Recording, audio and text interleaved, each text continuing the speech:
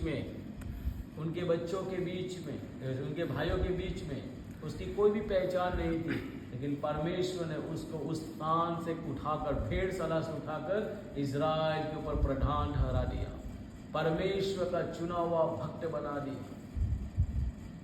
क्योंकि परमेश्वर दाऊद राजा से उस प्रेम, जो इसकी विश्वास योग्यता थी, उस विश्वास योग्यता के कारण परमेश्वर ने उसको भेड़शाला से उठाकर चरवाहे का काम करने से उठाकर परमेश्वर ने इज़राइल का दूसरा राजा के रूप में उसको चुन लिया और परमेश्वर ने इज़राइल प्रजा के ऊपर उसको प्रधान बना दिया।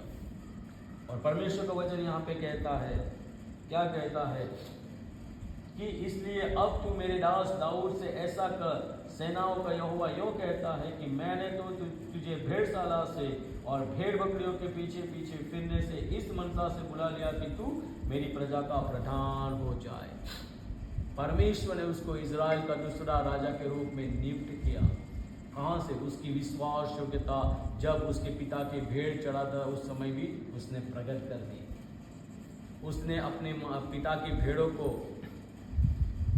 जंगली पशुओं से बचा लिया, एक भी भेड़ को कम होने नहीं दिया, एक भी भेड़ को नुकसान नहीं होने दिया। अपने जीवन को उसने जोखिम में डालकर अपने पिता की भेड़ों को उसने सुरक्षित रखा, बचाया, उसमें से एक भी कम होने नहीं दी, क्योंकि वो अपने पिता के प्रति विश्वास योग्य था। उसकी चरवाही में वो विश्वास योग्य था। उसके कारण परमेश्वर ने उस अवस्था से बुलाकर इज़राइल के ऊपर उसको प्रधान बना दिया। इज़राइल का दूसरा राजा के रूप में प्रभु ने उसको अभिषेक किया। और क्या कहता है प्रभु?